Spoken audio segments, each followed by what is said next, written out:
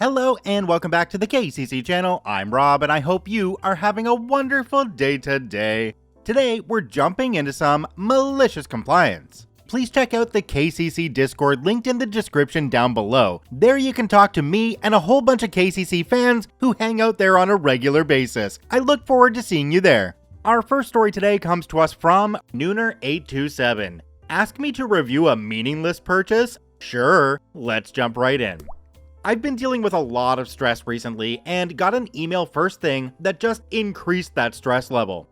After sending my reply to that one, I got a new email notification. I was kinda wound up already and thought this was an answer to my previous one. Rather, it was an email from a major US-based hardware store asking me to review a recent purchase. Now, I've just moved across the country, one of my above-noted stressors, and I haven't used this store much in the past few years, but I had intended it to become my go-to hardware store now that it's much closer. In just a few weeks of living at my new location, I've spent hundreds of dollars there. So what did they want me to review? The garage door opener I bought? The smart home light switches? Maybe the staple gun? Nope. They wanted me to review the Fast and Tight number 6 1¼ inch bugle course thread drywall screws. Screws! You want me to review screws? Honestly, my decision matrix when purchasing screws consists of a little more than, is it a screw? Is it the right size? If yes to both, get it. Being in an agitated state, I decided to blow off some steam with the following review for them wasting my time. From the Screwmaster, a screw like no other. Let me tell you something about these number 6 1¼ inch bugle course thread drywall screws. They are absolutely amazing. The design is like nothing I've ever encountered in my life. On one end, you have a pointy little bit that pierces the wall utilizing a simple machine principle, the wedge, an idea originated with the Greek philosopher Archimedes around the 3rd century BC, who studied the Archimedean simple machines. Then it uses another simple machine, the inclined plane. The genius of this inclined plane is that they've wrapped it around an axle so that as you twist the device, it goes further and further into the wall with each twist. Then, there's a flanged portion at the top that lets you know when to stop twisting. The real coup de grace is embedded in that flange. These screws have not one, but 2 notches, expertly molded into the top, effectively doubling the torque you apply with the specialized application tool not included. This tool is called a Phillips head screwdriver, derived, I believe, from the Greek letter phi, and, while readily available, is not to be confused with the flathead screwdriver. These screws are not compatible with flathead screwdrivers. Yes, I know that Phillips head screwdrivers are named after a guy, but I thought it was funnier to go back to referencing the Greeks. I guess the last laugh is on me, however. My account appears to be locked, and I'm unable to reset the password, but at least I got a laugh out of it. OP, quick, go back to that store and buy yourself some duct tape and some rope. I want to know what you could do with a review for those. Ah yes, duct tape, 10 out of 10. Using this, nobody's been able to escape my basement yet. Do me a quick favor and take a look down below the video. If that subscribe button's still red, it means you're actually not subscribed to the KCC channel. Please hit that subscribe button for more daily Reddit stories. This next story comes to us from District Equivalent 79. You want to talk to my manager? Okay, let's jump right in. This happened about 13 years ago. I was a field service engineer for a national retail chain. Basically, I was the IT guy who drove around in a company vehicle servicing the computer networks in the stores. The way the company was organized, there were corporate employees and then there were retail employees. Being a corporate employee, I received corporate stock as a small part of my salary, and my starting pay was 3 times the rate of any store manager. Because I was always putting out fires, I often found myself in the awkward position of dealing with store managers who honestly thought that they were the store owners and that I was just the hired help.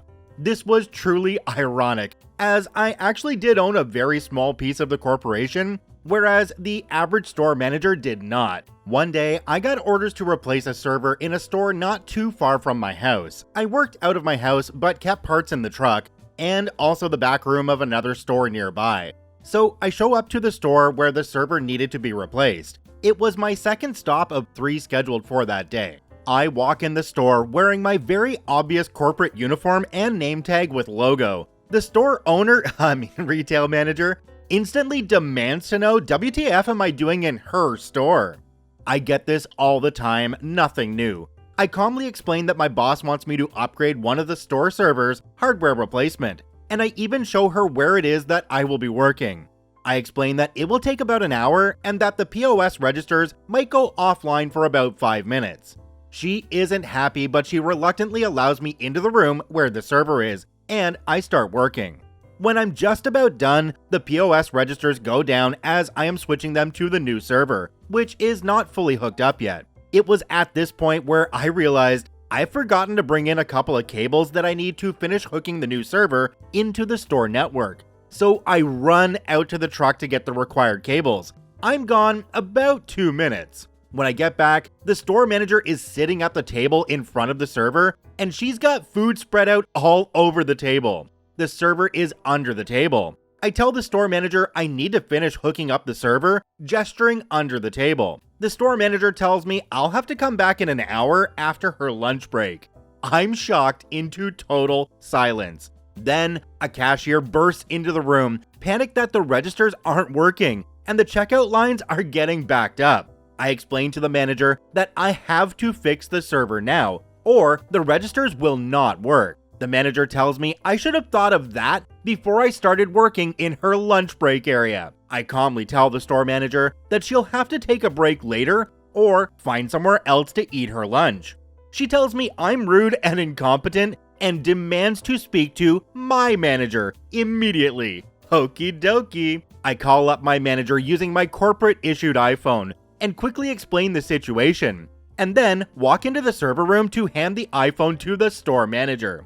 While she's on the phone with my manager, I head out to the front of the store to explain and apologize that the registers are going to be down for a few more minutes.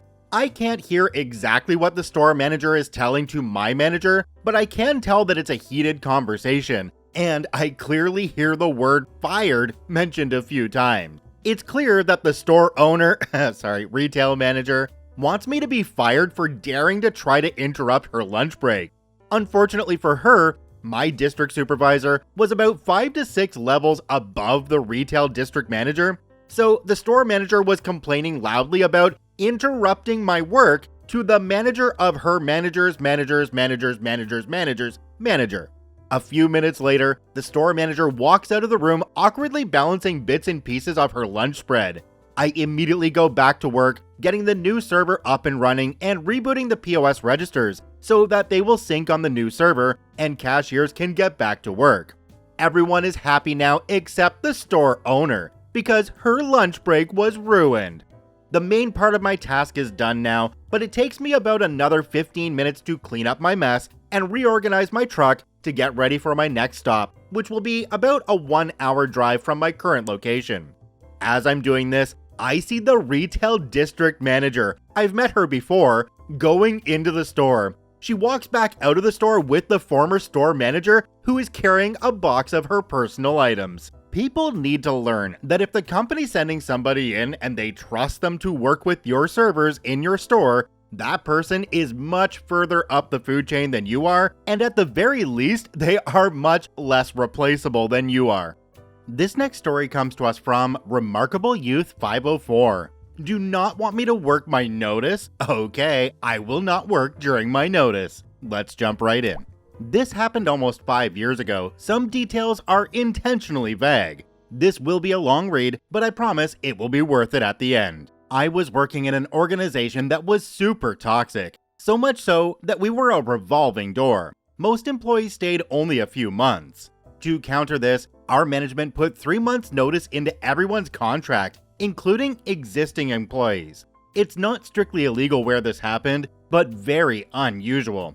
I believe the idea was to make it harder for employees to find a job outside, as employers didn't usually want to wait for 3 months. However, this didn't work as people simply quit and waited for a month or two before starting their job hunt.